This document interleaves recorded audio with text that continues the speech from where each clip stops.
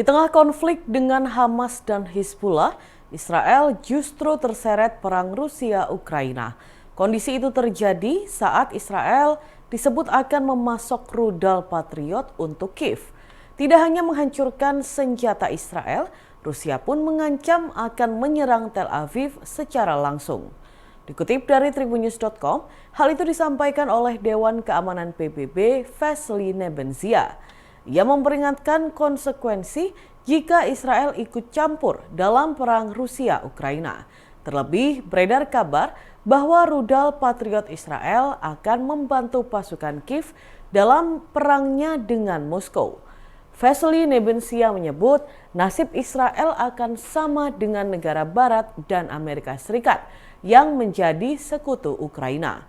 Di satu sisi, Rusia mengakui akan mengirim senjata ke sekutu, layaknya Amerika Serikat membantu Kiev dan Zionis. Menanggapi hal tersebut, pejabat Amerika Serikat pun ketakutan jika Rusia juga terseret perang Hizbullah Israel. Pasalnya, Washington mengakui bahwa militer Moskow lebih kuat dibandingkan Zionis. Dengan begitu, pasukan pertahanan Israel atau IDF akan kalah dalam konflik di Lebanon. Presiden Joko Widodo merespon putusan Dewan Kehormatan Penyelenggara Pemilu atau DKPP yang menjatuhkan sanksi pemecatan kepada Ketua KPU Hasyim Asyari. Diketahui, Hasyim terbukti melakukan pelanggaran kode etik dan pedoman perilaku penyelenggara pemilu. Jokowi menghormati keputusan DKPP terhadap Hasyim. Ia juga memastikan pemberhentian Hasyim tidak akan mengganggu proses Pilkada serentak 2024. Jokowi juga memastikan akan menekan keputusan Presiden atau Kepres soal pemberhentian Hasyim dalam tenggat waktu yang ditentukan DKPP, yakni sepekan pasca pembacaan putusan. Sebelumnya, DKPP resmi menjatuhkan sanksi pemecatan kepada Hasyim Asyari terkait aduan dari perempuan berinisial CAT yang merupakan seorang anggota PPLN Den Haag Belanda. Putusan itu dibacakan Ketua DKPP Hedi Lukito pada sidang pengucapan putusan di Gedung DKPP Jakarta Rabu 3 Juli 2024. Hedi mengatakan Hasyim selaku teradu terbukti melakukan pelanggaran kode etik dan pedoman perilaku penyelenggara pemilu. DKPP dalam putusannya menyatakan ada tindakan asusila antara Hasyim dengan seorang anggota PPLN Den Haag berinisial CAT tersebut. DKPP mengatakan hubungan badan dilakukan secara paksa di kamar hotel tempat Hasyim menginap pada 3 Oktober 2024. Saat itu Hasyim berada di Den Haag berkaitan dengan kepemiluan. Untuk mengisi kekosongan posisi, KPU menunjuk Komisioner KPU RI Muhammad Afifuddin sebagai PLT Ketua KPU RI untuk menggantikan Hasyim. Keputusan itu berdasarkan hasil rapat pleno tertutup yang dilakukan Komisioner KPU RI di kantor KPU RI Jakarta pada Kamis 4 Juli 2024. Dan Tribunnews berikut kita simak bersama pernyataan dari Presiden Republik Indonesia Joko Widodo. Pemerintah menghormati kewenangan DKPP dalam memutuskan itu. Dan pemerintah juga akan memastikan bahwa pilkada tetap berjalan dengan baik, lancar, nantinya jujur dan adil juga.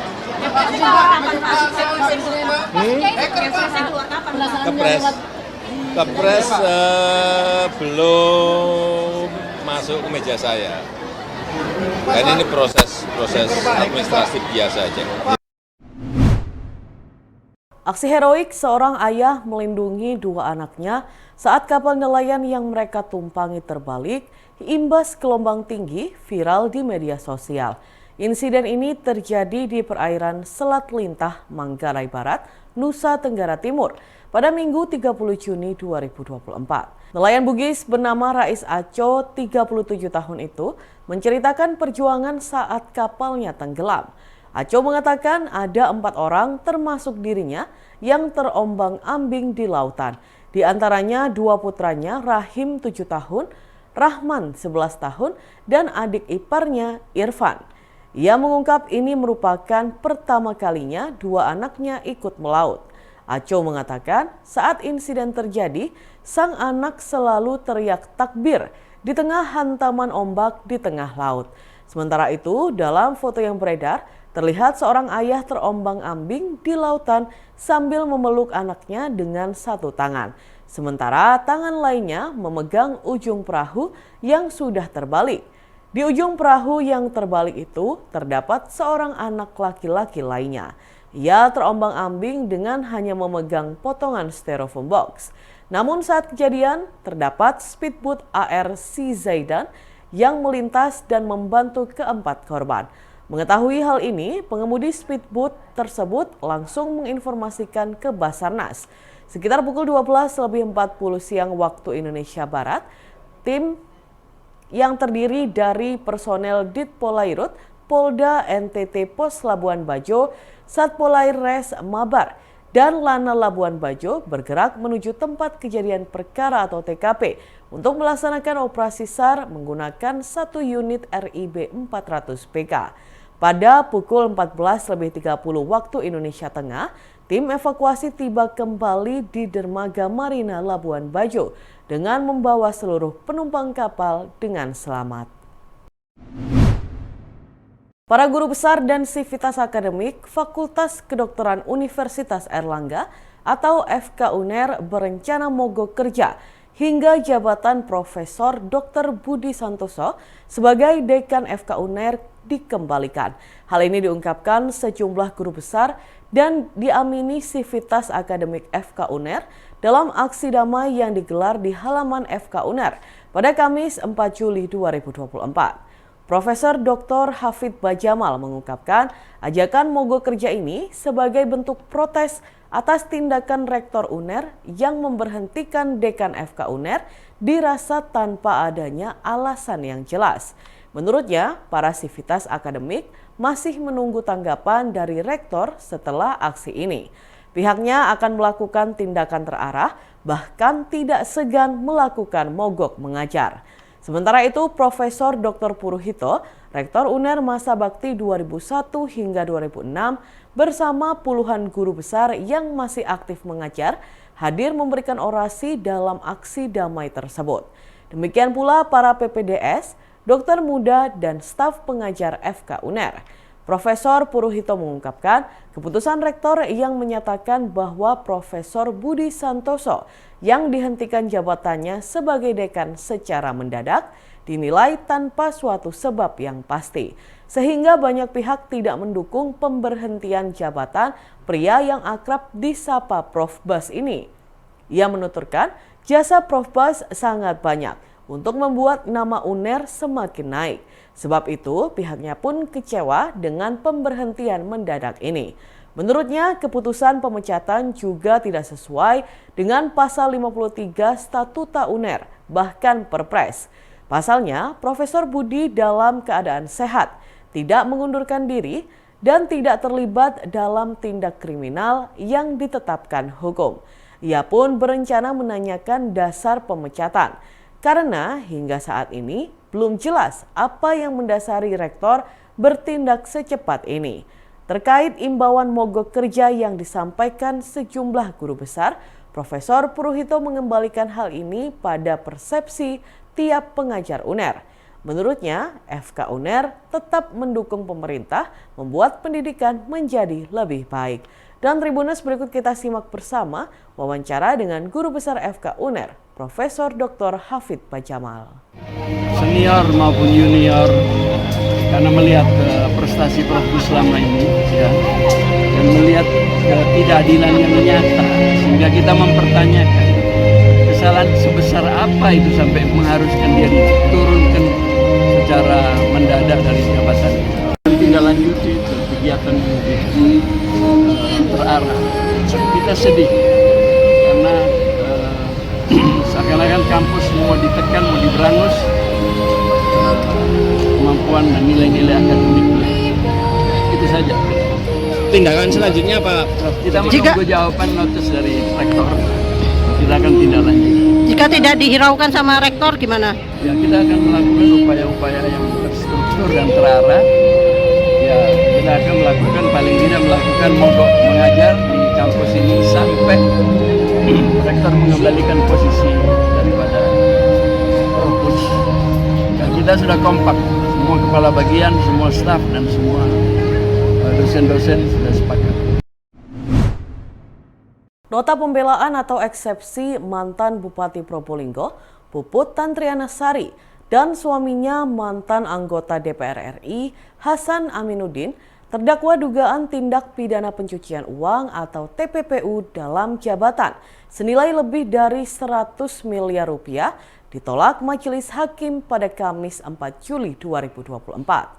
Pasangan suami istri itu akan menjalani sidang atas perkara TPPU pada pekan depan, di tengah prosesnya menjalani masa pemidanaan sebagai terpidana kasus korupsi yang telah divoniskan pada tahun 2023 lalu. Hakim Ketua Ferdinand Marcus Leander menegaskan nota pembelaan atau eksepsi dari kedua terdakwa tidak diterima atau ditolak.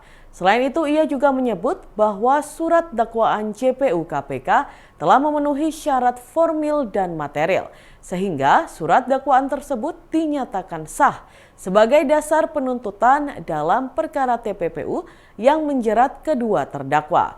Pihaknya pun memerintahkan JPU KPK untuk melanjutkan perkara atas nama terdakwa 1 Puput dan terdakwa 2 Hasan, termasuk menghadirkan saksi-saksi pada persidangan berikutnya yang akan berlangsung pada pekan depan.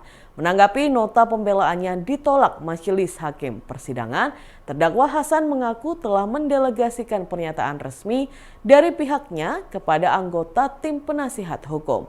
Lalu di tengah jalannya persidangan, penasihat hukum terdakwa Dias mengatakan pihaknya meminta difasilitasi oleh Majelis Hakim agar pihak JPU KPK memberikan informasi nama yang akan dijadikan saksi dalam jalannya persidangan pada pekan depan. Sementara itu, JPU KPK Siswandono mengatakan terdapat sekitar 400 saksi dalam perkara kedua terdakwa sebelumnya. Namun khusus untuk perkara TPPU terdakwa dalam sidang kali ini, terdapat sekitar 200 saksi yang akan dihadirkan dalam sidang lanjutan mulai pekan depan. Siswandono menegaskan keputusan Majelis Hakim Persidangan untuk melanjutkan persidangan ini dalam tahap pembuktian dan merupakan keputusan yang tepat. Penolakan nota eksepsi kedua terdakwa yang dilakukan Majelis Hakim Persidangan secara tidak langsung mematahkan tuduhan tak mendasar dari pihak penasihat hukum terhadap dakwaan yang telah disusun pihaknya. Artinya, Siswandono menegaskan dakwaan yang disusun oleh pihaknya sangatlah jelas dan mendasar.